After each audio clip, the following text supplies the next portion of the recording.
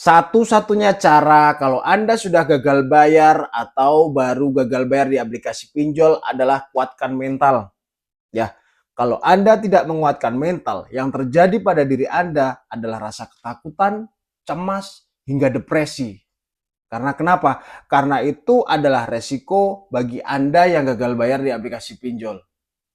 Ya, apapun itu pinjolnya, mau legal, mau ilegal, sama. Intimidasi, teror, saat penagihan terhadap Anda yang baru gagal bayar itu secara intens terus-menerus. Telepon, SMS, WhatsApp.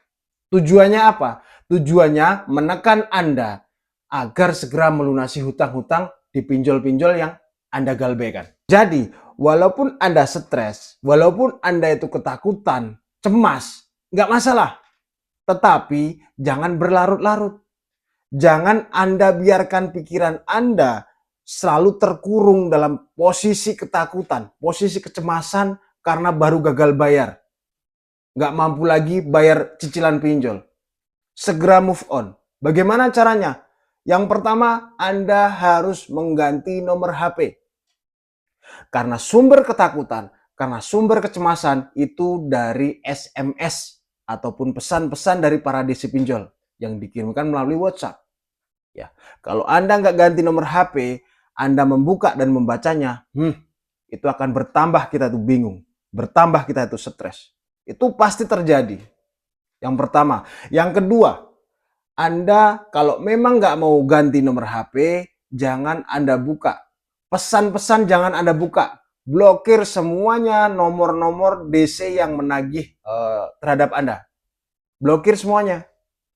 Biar Anda itu lebih tenang. Biar Anda itu lebih kuat. Kalau Anda sudah nggak mampu bayar, tapi masih membuka SMS, ya, merespon SMS dari penagihan-penagihan para DC pinjol, itu akan membuat Anda semakin stres. Sampai-sampai Anda depresi. Anda bingung karena bahasa-bahasa penagihan mereka itu sangat-sangat menekan mental Anda. Akhirnya dengan tekanan seperti itu, apa yang terjadi? Anda mencari pinjaman, memaksakan untuk membayar cicilan pinjol yang Anda galbaikan. Ya, mungkin bisa gali lubang tutup lubang, pinjam lagi di aplikasi lain untuk menutup aplikasi yang pertama. Pinjam entah kepada siapa, kepada rentenir, kepada siapa, jual barang-barang Anda. Padahal ujung-ujungnya pasti juga gagal bayar. Saya pastikan itu. Pasti gagal bayar. Karena nggak akan pernah menyelesaikan masalah. Kalau nanti memang Anda mempunyai iktikat untuk membayar, melunaskan hutang-hutang, nanti kalau Anda sudah punya uang, saat kondisi Anda tidak punya uang, jangan Anda paksakan. Ya, jangan Anda paksakan. Kalau Anda memaksakan sesuatu yang Anda tidak mampu, itu tidak baik. Oke ya, karena masih banyak sekali nasabah-nasabah yang baru gagal bayar itu masih cemas, masih takut. Ya wajar, semua merasakan itu.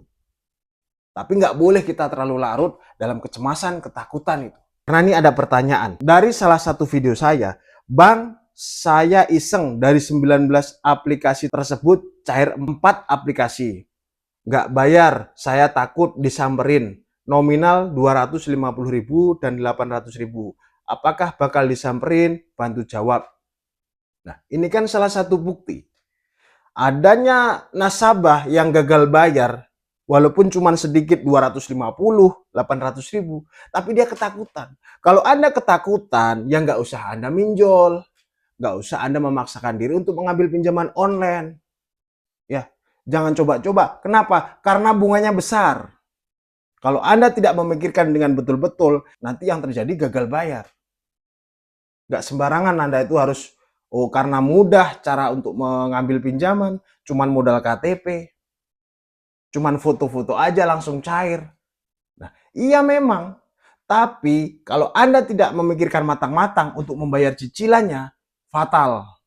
Karena bunganya besar. Selama Anda masih bisa menahan diri untuk tidak melakukan pinjaman online, jangan melakukan pinjaman online. Dan untuk Anda yang sudah terlanjur melakukan pinjaman online, kalau memang masih bisa melunasi, lunaskan. Kalau sudah tidak mampu lagi untuk melunaskan, gagal bayarkan. Oke ya. Saya akan melanjutkan untuk pertanyaan yang 19 aplikasi tadi. Saya juga nggak tahu aplikasi apa. Nah, tapi di salah satu video saya ini membahas aplikasi legal, yaitu AC Cash, Uangmi, Modal Nasional, 360 Kredi, Uku, Klik Kami, Ada Pundi, Dana Bagus, Ada Modal, Samir, Ivoji, Cairin, Indosaku, dan lain-lain. Itu aplikasi-aplikasi pinjol yang tidak ada DC lapangan. Pada saat itu, mungkin sekarang sudah ada DC lapangan. Kita juga tidak tahu perkembangan upgrade pinjol yang dulu tidak ada DC, sekarang sudah ada DC. Jangan terlalu takut kalau DC datang ke rumah. Memang sudah resiko kita. DC datang ke rumah menagih hutang terhadap Anda. Kalau Anda tidak mampu membayar, sampaikan saya belum punya uang untuk membayar cicilan pinjol. Kalau memang Anda punya niat dan punya uang, silahkan Anda bayar. Biar tidak apa? Biar tidak Anda kena teror terus setiap hari. Biar Anda tidak datangi DC lapangan. Kita minjol, terus gagal bayar, maunya aman. Ya tidak mungkin. Tidak mungkin kita aman dari teror, ya, dari DC lapangan datang ke rumah, tidak mungkin kita aman karena itu sudah resiko.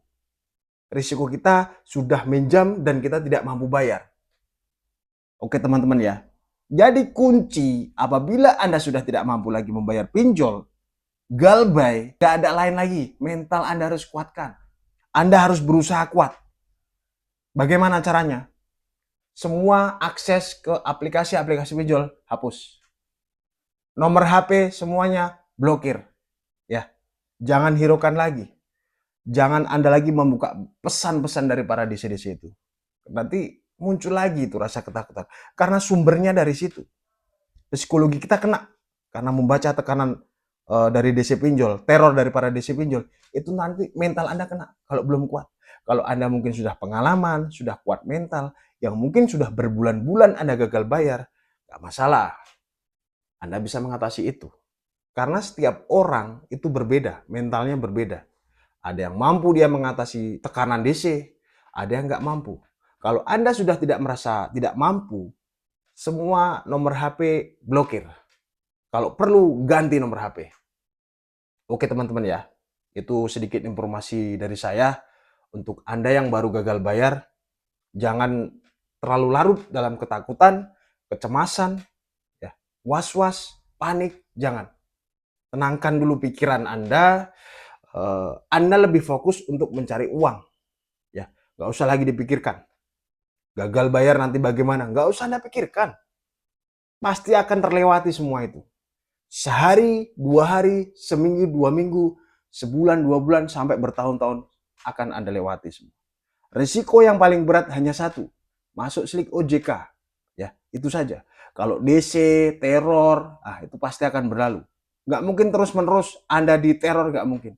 Paling 3 bulan aja. Ya. Kalau Anda sudah ganti nomor HP, sudah aman.